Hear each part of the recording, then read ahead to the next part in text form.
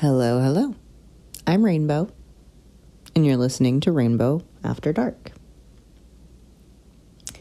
Today, we're going to talk a bit about how family dynamics influence our personal identity.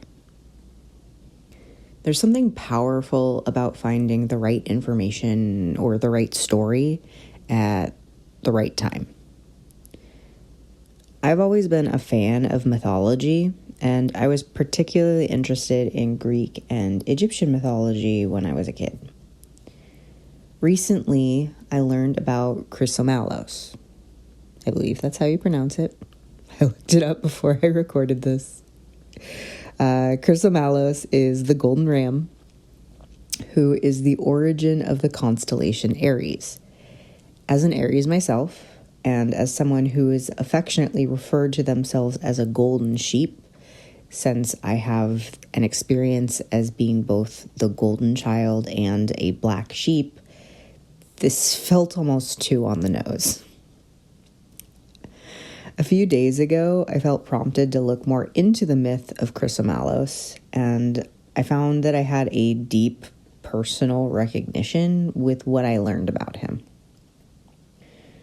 What struck me in particular was that Chyrsomallos, this golden ram, is not only the origin of the Aries constellation, but is also a being that was both valued and discarded.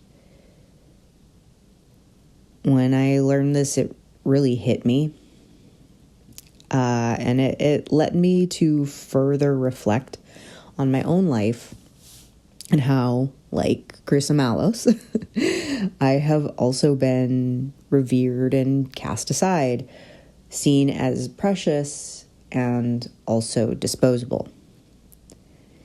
This myth felt like it was about me, like personally, specifically about my complicated relationship with identity and the roles I've been assigned in my family and in relationships. Before I talk more about how the myth connects to my story, here's a quick summary in case you're not familiar with the myth. Chyrsomallos was sent by the nymph Nephele to save her children Phrixus and Helle, but only Phrixus survived. After being sacrificed to Zeus, his golden fleece became a symbol of incredible value. This is the golden fleece that is also from the myth of Jason and the Argonauts.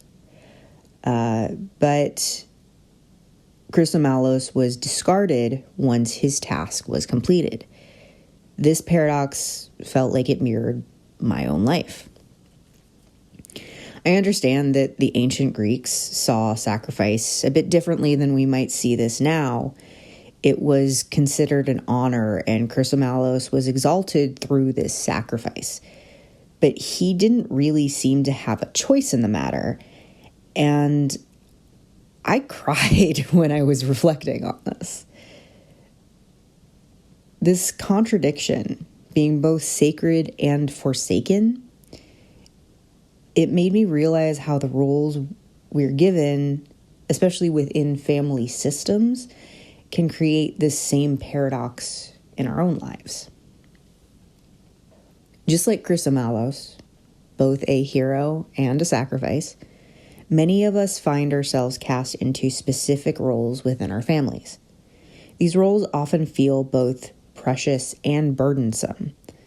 Just like Chyrsomallos' worth was undeniable, even though he was ultimately discarded, I feel like I've experienced the same paradox in my own life.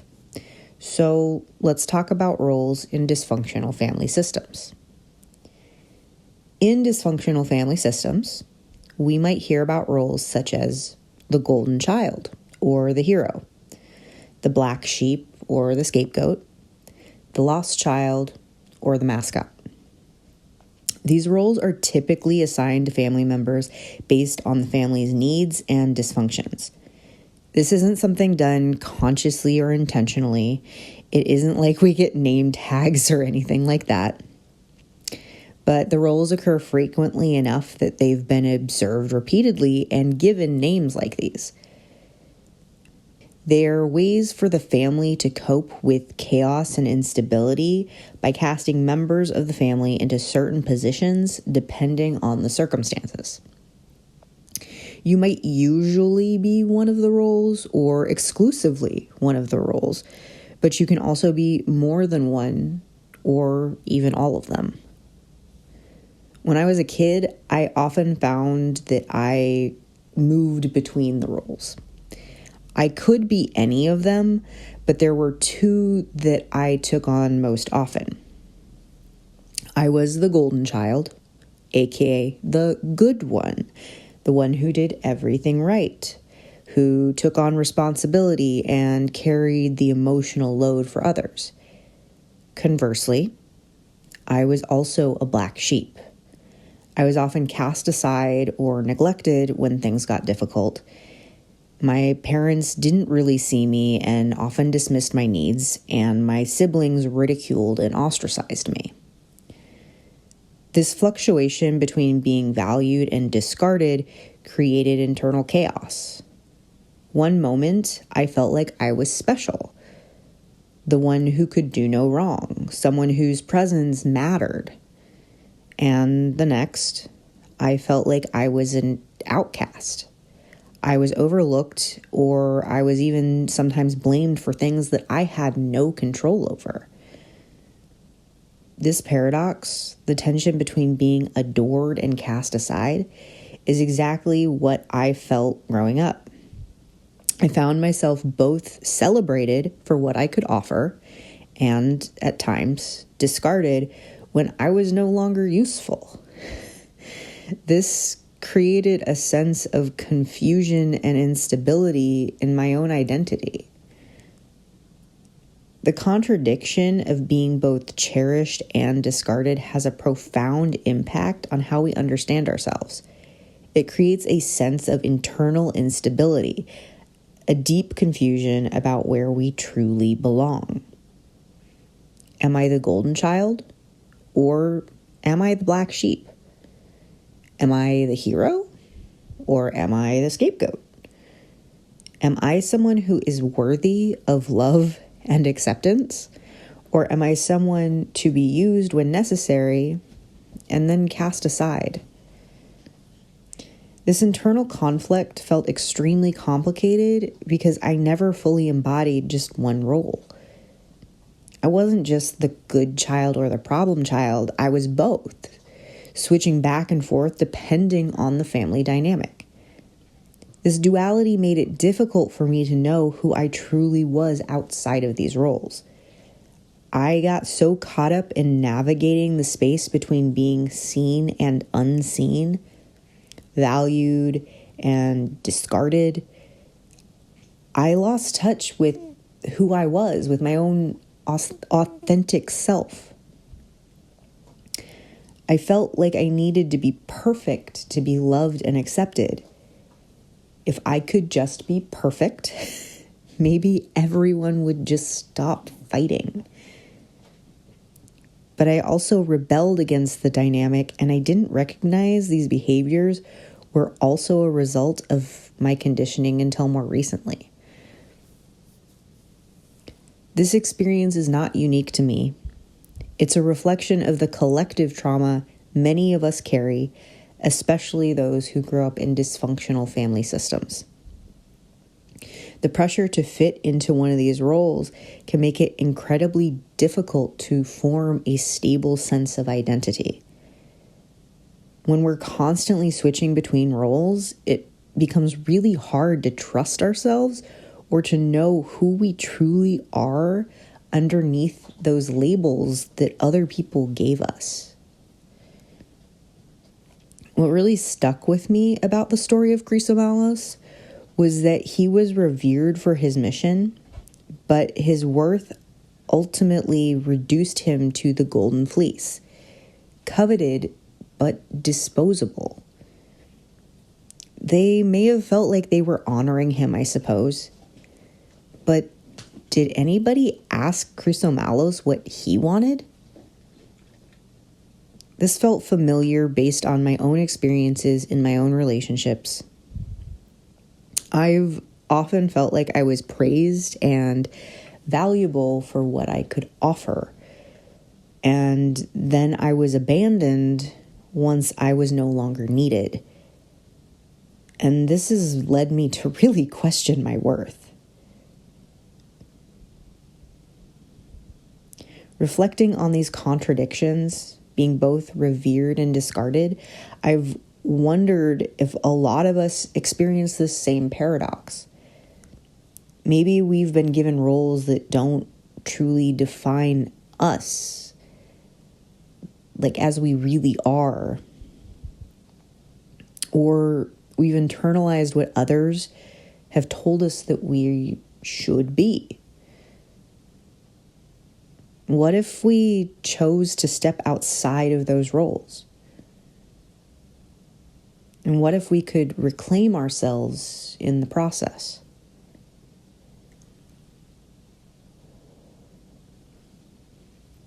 The golden fleece of Chyrsomallos symbolizes immense worth, and it also speaks to the weight of expectation. Being seen as special or chosen often comes with the burden of meeting others' needs, being everything for everyone, losing sight of your own needs in all of it.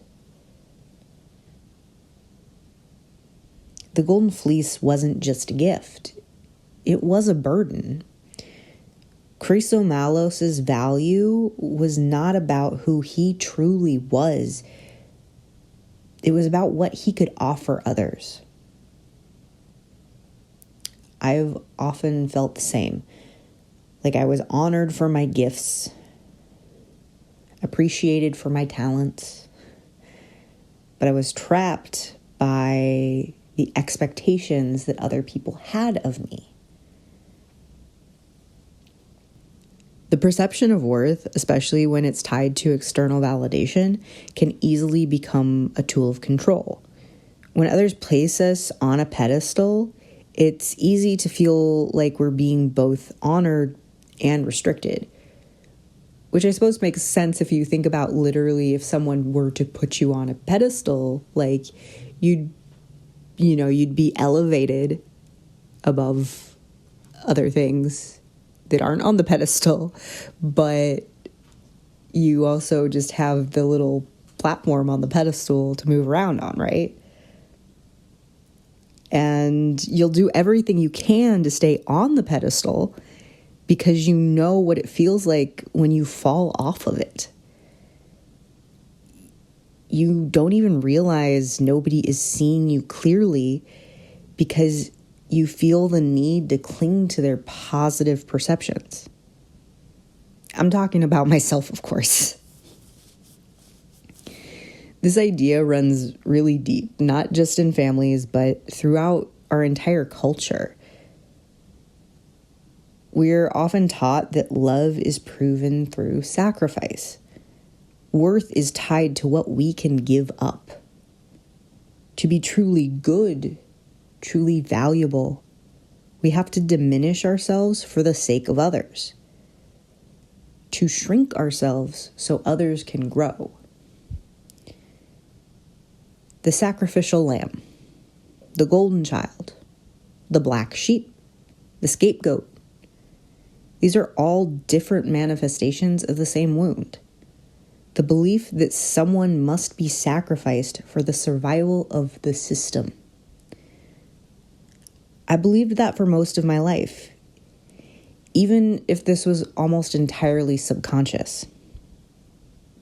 I believed that my value was in what I could do, what I could give, how much of myself I was willing to lose for others.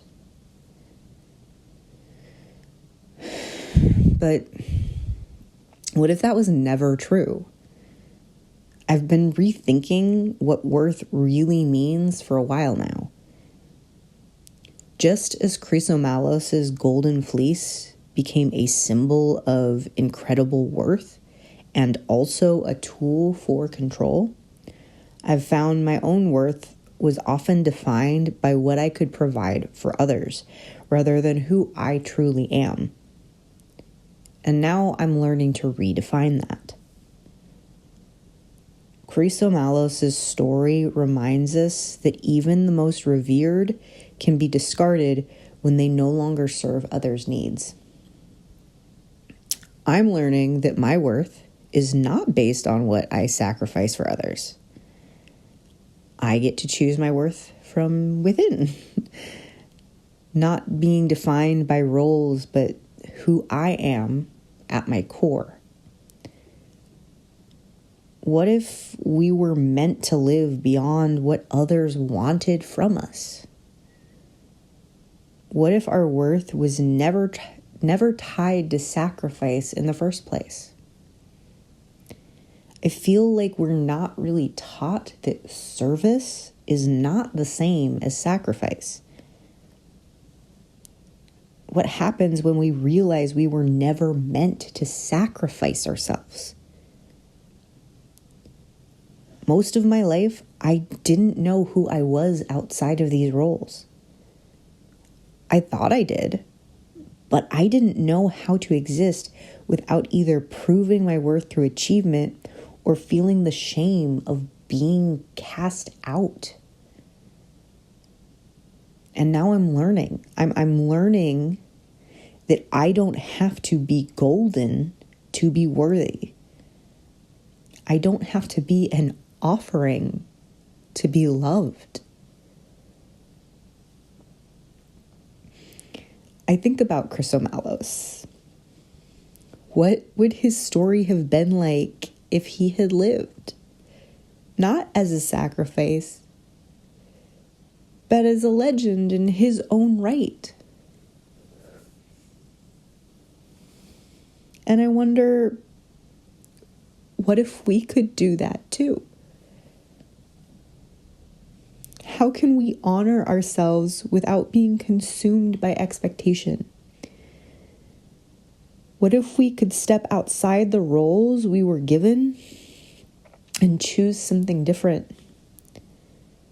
If you've ever felt like the golden sheep, favored and then forgotten, lifted up only to be offered up, then I hope that you know that you were never meant to be sacrificed. You were meant to live. You are more than what you give. You are worthy, not because of what you sacrifice, but because of who you are.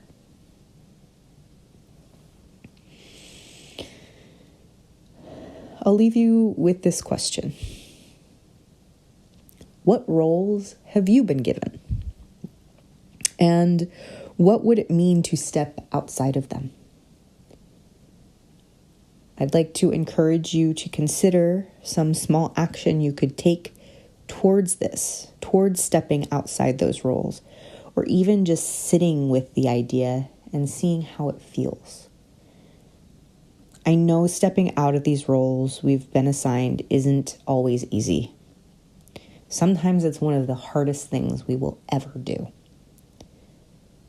This is why I feel like just be yourself is not great advice and is often much, much easier said than done. But every time you notice the pull of an old role or you recognize your value beyond what you can give, you're taking back a piece of yourself. It doesn't have to be big. It doesn't have to be dramatic. It might just be choosing to say no when you'd normally say yes. Maybe it's taking a moment to appreciate yourself, to tell yourself something that you love about yourself. Something just for you. Every little step counts. You don't have to sacrifice yourself to be worthy. You are worthy because you exist. Thank you for existing. Take it one small step at a time, one breath at a time if you have to. You're already on the right path. And I will be here cheering you on. Instead of sacrificing ourselves for others, let's grow into our fullness. We can be legends in our own right, not because of what we give up, but because of who we truly are.